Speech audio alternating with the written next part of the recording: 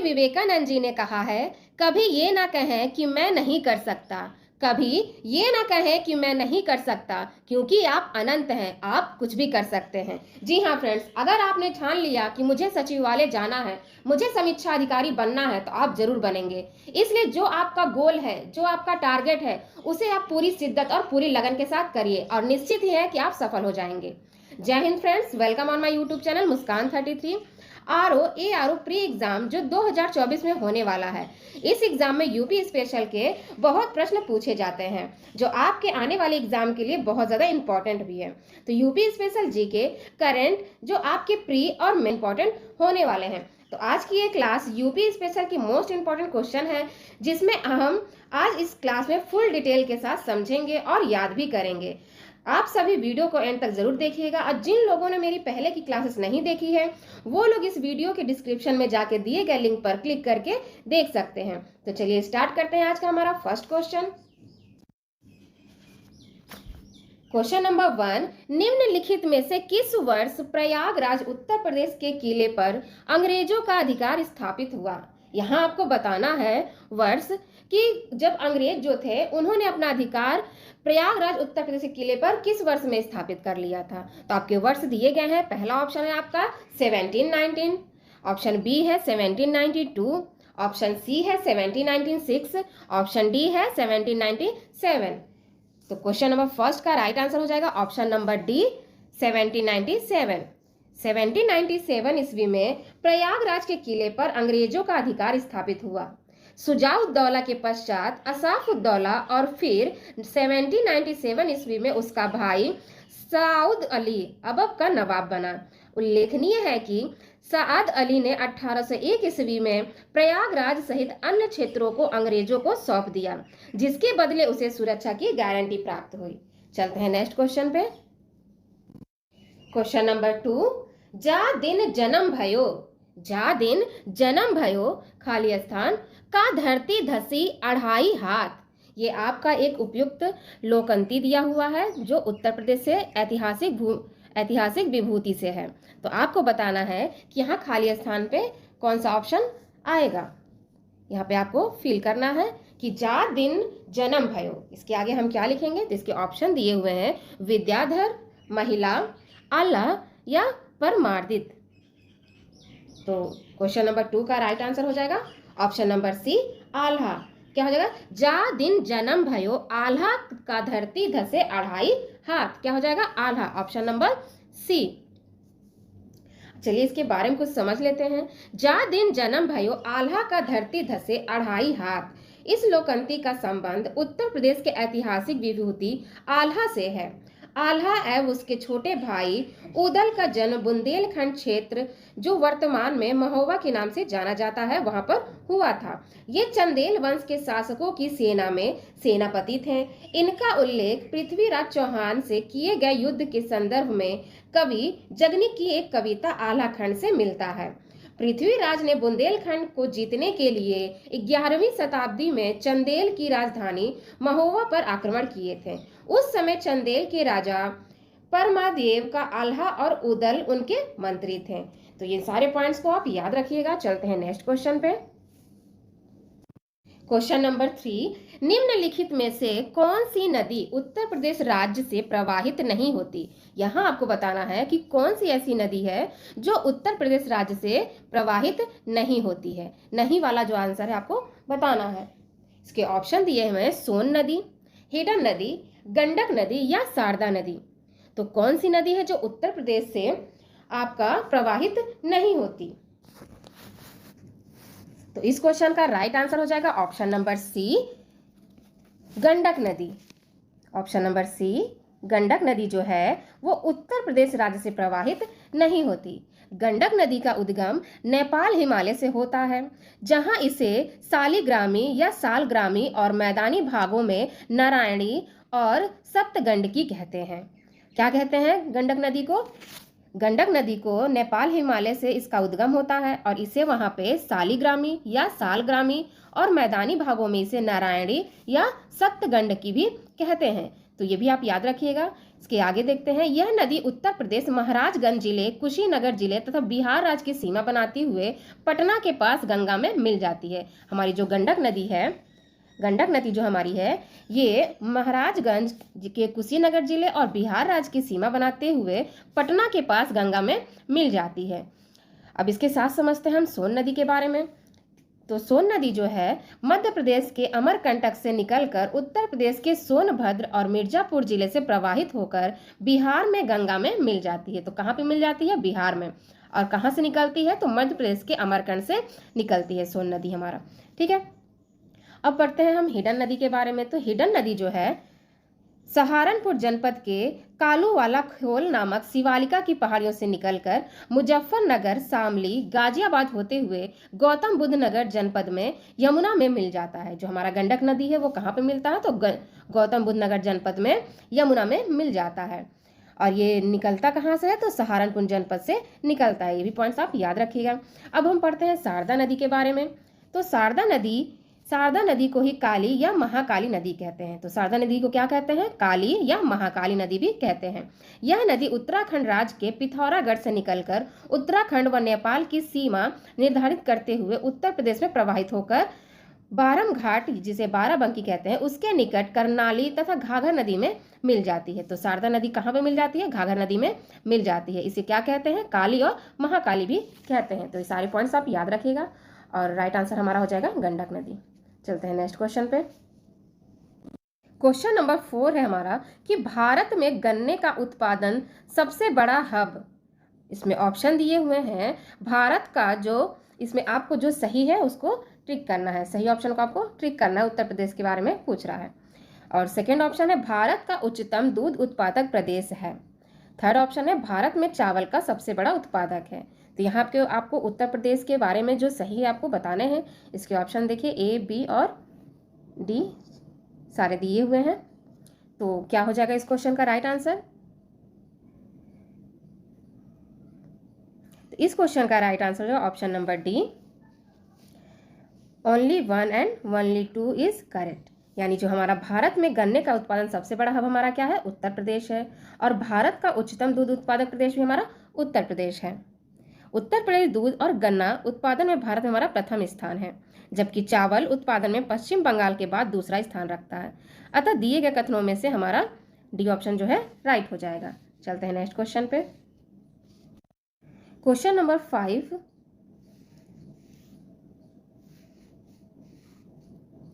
निम्नलिखित में से उत्तर प्रदेश का कौन सा जनपद नेपाल के साथ सीमा साझा नहीं करता? फिर नहीं वाले प्रश्न आ गए कि कौन सा जनपद है यूपी का जो नेपाल के साथ सीमा साझा नहीं करता है। तो इस क्वेश्चन का राइट आंसर हो जाएगा ऑप्शन नंबर सी, कुशीनगर।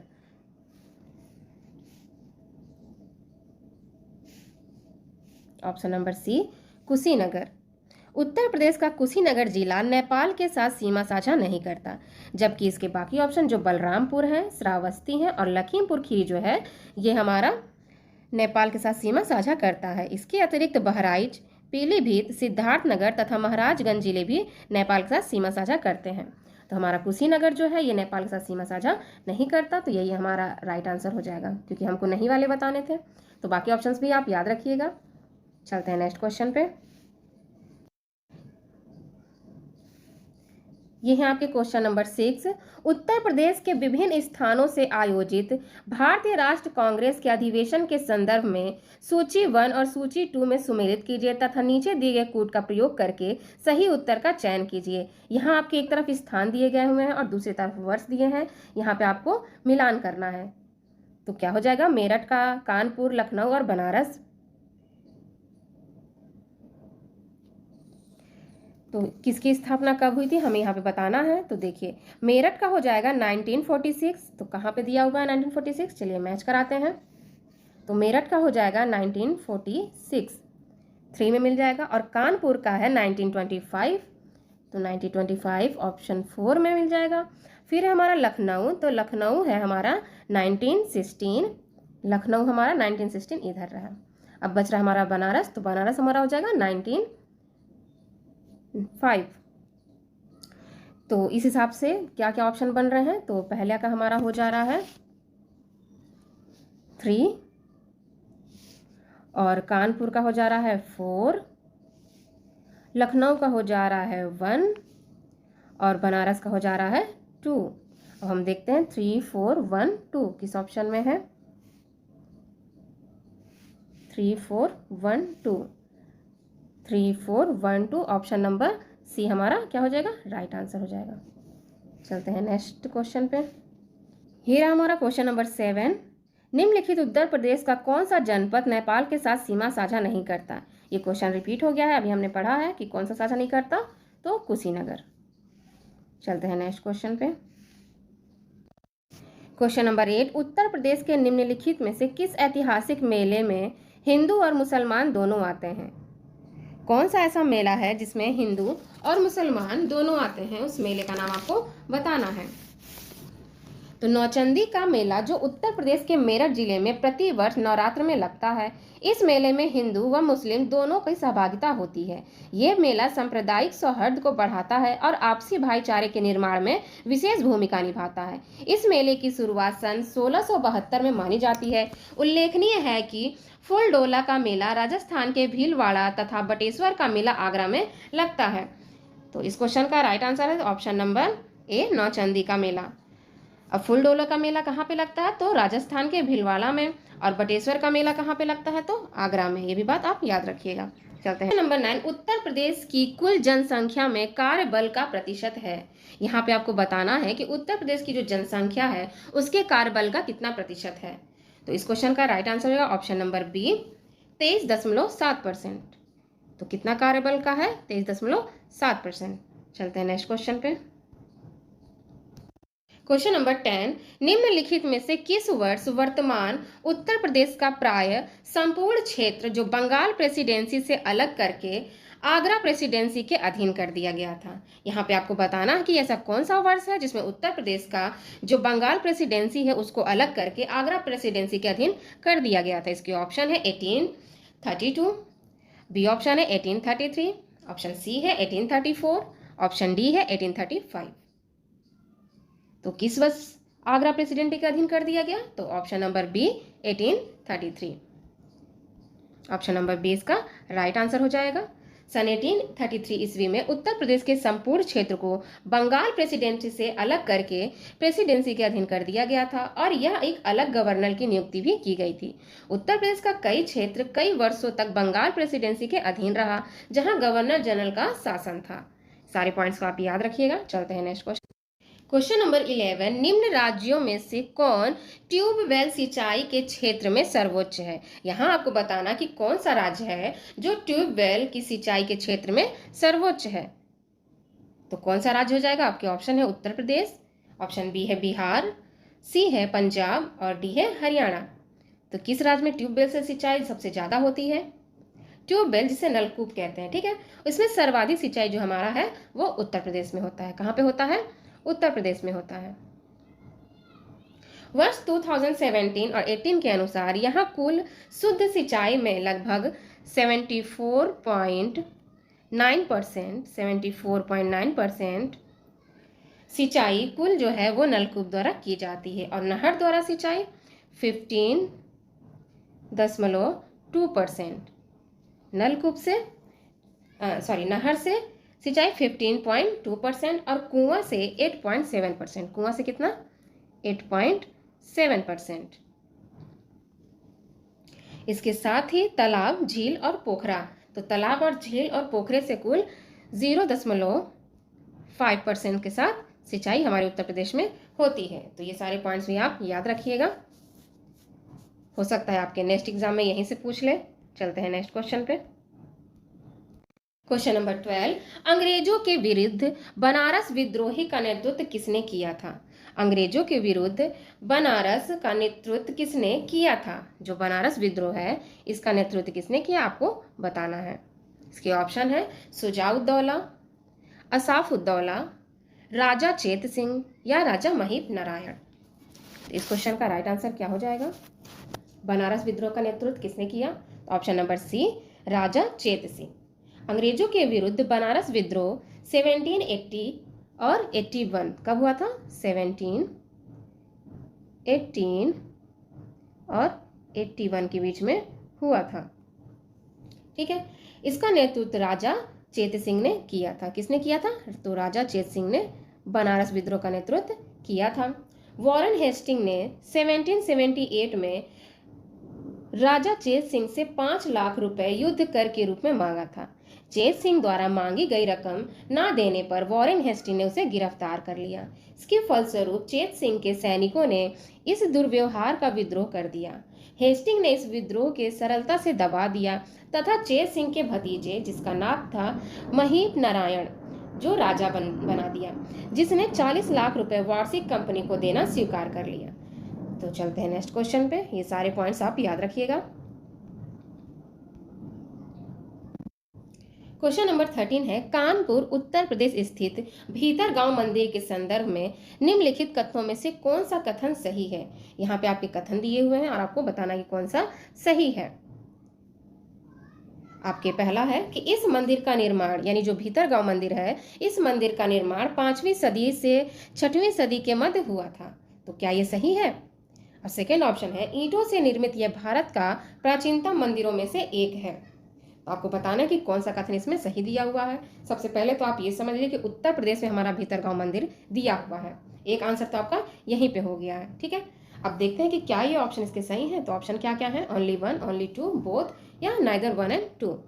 तो इस क्वेश्चन का राइट आंसर हो जाएगा ऑप्शन नंबर सी। क्या है? Option number C. दोनों हमारे क्या है?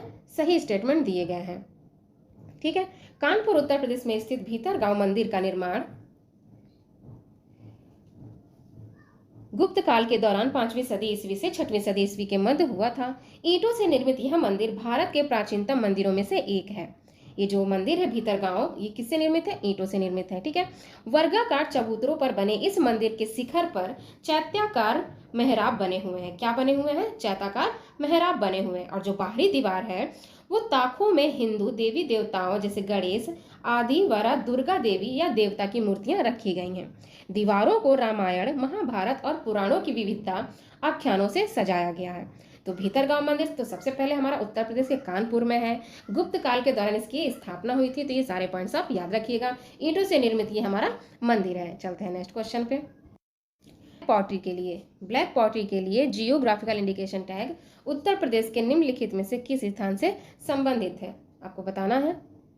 तो निजामाबाद के आजमगढ़, यानी जो हमारे उत्तर प्रदेश में है, 2015 में काली मिट्टी के बर्तनों तथा ब्लैक पॉटरी के लिए जियोग्राफिकल इंडिकेशन दिया गया था। खुर्जा पॉटरी के लिए हैंडीक्राफ्ट के रूप में भौगोलिक संकेतों जिसे जियोग्राफिकल इंडिकेशन टैग प्राप्त है। इसके साथ ही उस उत्पादन के 10 वर्ष तक निर्धारित होता है।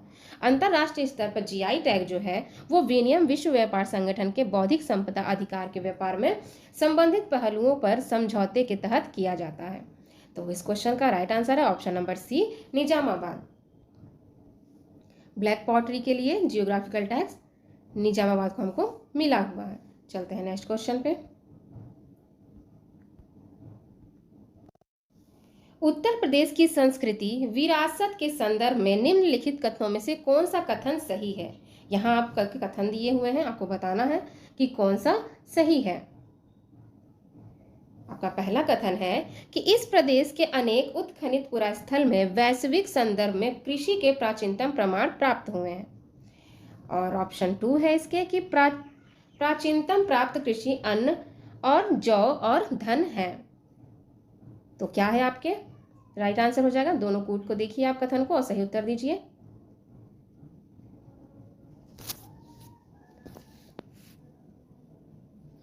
तो इस क्वेश्चन का राइट आंसर हो जाएगा ऑप्शन नंबर ए, केवल पहला। ऑप्शन नंबर ए, पहला ऑप्शन हमारा क्या है कि इस प्रदेश में अनेक उत्खनित पुरास्थल से वैश्विक संदर्भ में कृषि के प्राचीनतम प्रमाण प्राप्त हुए हैं। चलते हैं नेक्स्ट क्वेश्चन पे। उत्तर प्रदेश की पहली केबल कार सेवा निम्नलिखित में से किस जनपद में प्रारंभ हुई? यहाँ पे आपको बताना है कि उत्तर प्रदेश में पहली केबल कार सेवा किस जनपद में प्रारंभ हुई थी। आपके ऑप्शन है इटावा, महाराजगंज, जौनपुर और मिर्जापुर। तो पहली केबल कार सेवा किस जनपद में हुई? Right answer option number D, Mirzapur.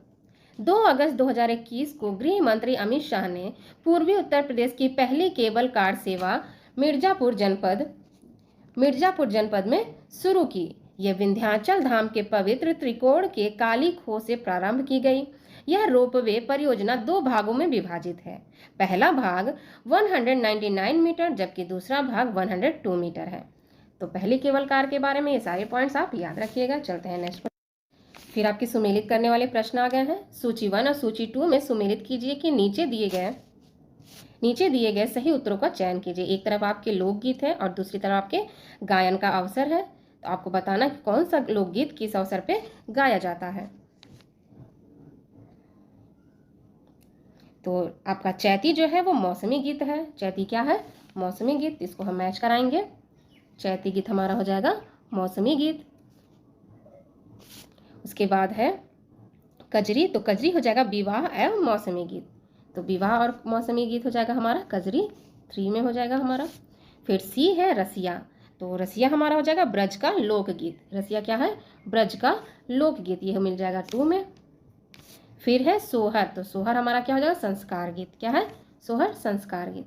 तो ये हो जाएगा 1। इस हिसाब से हमारा बन रहा है 4 3 2 1। चलिए देखते हैं।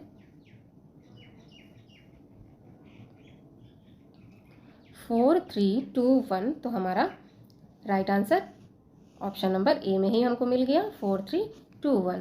चलते हैं नेक्स्ट क्वेश्चन पे। नेक्स्ट क्वेश्चन है हमारा, वर्तमान उत्तर प्रदेश में भारत के प्राचीनतम 16 महाजनपद में से कुल कितने महाजनपद स्थित थे? यहाँ पे आपको बताना कि कितने महाजनपद स्थित थे। तो इस क्वेश्चन का राइट आंसर हो जाएगा ऑप्शन नंबर सी 8। वर्तमान उत्तर प्रदेश में भारत के प्राचीनतम 16 महाजनपदों में से कुल 8 महाजनपद स्थित थे। बौद्ध ग्रंथ अंगुत्तर निकाय और जैन ग्रंथ जो भगवती सूत्र के 16 महाजनपदों का उल्लेख मिलता है। उत्तर प्रदेश में स्थित 8 महाजनपद इस प्रकार हैं। पहला है काशी जो आपका वाराणसी तथा सीमावर्ती क्षेत्र में है। दूसरा है कौशल जो वर्तमान में अवध क्षेत्र यानी फैजाबाद मंडल में है। और तीसरा है मल जो वर्तमान पूर्वी उत्तर प्रदेश के देवरिया जिले में है। तो इस क्वेश्चन का राइट आंसर जो है ऑप्शन नंबर सी 8। तो वर्तमान में उत्तर प्रदेश के भारत के प्राचीनतम 16 महाजनपद की संख्या कितनी है? तो 8 हो जाएगा। चलते हैं नेक्स्ट क्वेश्चन पे। फिर आपके सुमेलित करने वाले प्रश्न आ गए। उत्तर प्रदेश के विभिन्न स्थानों में आयोजित भारतीय राष्ट्रीय कांग्रेस के अधिवेशन के संदर्भ में सूची 1 तथा सूची 2 में सुमेलित कीजिए तथा नीचे दिए गए इसका प्रयोग करके उत्तर प्रदेश का चयन कीजिए। तो इस क्वेश्चन का राइट आंसर क्या हो जाएगा? आपको मैच कराना है। एक तरफ स्थान दिया हुआ है और एक तरफ आपका वर्ष दिया हुआ है।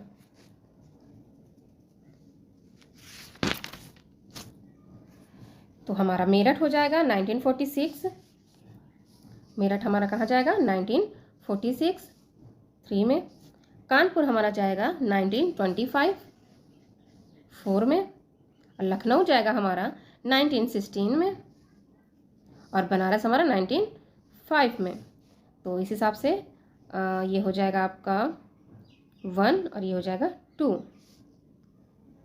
तो इस क्वेश्चन का राइट आंसर हो जाएगा 3 4 1 2। चलिए देखते हैं 3 4 1 2। ये रहा ऑप्शन नंबर सी में आपका। चलते हैं नेक्स्ट क्वेश्चन पे। निम्नलिखित में से कौन सा एक सुमेलित नहीं है? यहाँ पे जो सुमेलित नहीं है वो हमें बताना है। यहाँ पे स्थान दिए हुए हैं और एक तरफ उत्तर प्रदेश के जिले हैं। तो ये सारे एक तरफ आपके मेले दिए गए हैं। तो बटेश्वर जो हमारा किस जिले में है? आगरा में है। तो ये तो बिल्कुल सही है। जो हम सुमेलित नहीं है उसको हमको बताना है। देव शरीफ कहाँ है? तो देव शरीफ हमारा बाराबंकी में है। चूँकि ये हमारा जौनपुर दिया हुआ है तो हमारा राइट आंसर हो जाएगा ऑप्शन नंबर बी। यहाँ पे ये गलत दिया हुआ है तो जो गलत है वही सही है। ठीक है, बाकी भी देखते हैं। तो संकिशा हमारा फर्रुखाबाद में है तो ये बिल्कुल सही दिया हुआ है। और विठूर हमारा कानपुर में है तो ये भी सही दिया हुआ है। तो ये रहा आज की हमारी क्लास का लास्ट क्वेश्चन। बन सकता है यदि वो समझता है कि वो मूर्ख है। एक मूर्ख जीनियस बन सकता है यदि वो समझता है कि वो मूर्ख है, लेकिन एक जीनियस मूर्ख बन सकता है यदि वो समझता है कि वो जीनियस है। तो आप अपने आप को क्या समझते हैं कमेंट सेक्शन में लिख के बताइएगा। और ये रहे आपके टोटल यूपी जीके के कुछ महत्वपूर्ण क्वेश्चन जो प्रीवियस ईयर क्वेश्चंस के से लिया गया था। जो आपके एग्ज़ाम में होने वाले प्री एग्ज़ाम जो 2014 में होने वाला है, यहाँ की क्लास से आपको सीधे-सीधे प्रश्न देखने को मिलेंगे। तो इन सभी प्रश्नों को आप अच्छे तरीके से याद कर लीजिएगा और जो भी पॉइंट्स मैंने आपको बताए हैं, उन सभी पॉइंट्स को ध्यान से समझ लीजिएगा, जो आपके आने वाले एग्ज़ाम में बहुत ज़्यादा इंपॉर्टेंट होने वाले हैं। तो आपका कोई डाउट हो तो आप कमेंट सेक्शन में ज़रूर लिखिएगा। यदि आप लोगों का सपोर्ट रहा तो मैं आने वाले क्लास में और अच्छे-अच्छे क्वेश्चंस आप सभी के लिए लेकर आऊँगी। तो चलते हैं, मिलते हैं नेक्स्ट क्लास में, तब तक के लिए जय हिंद, वंदे मातरम।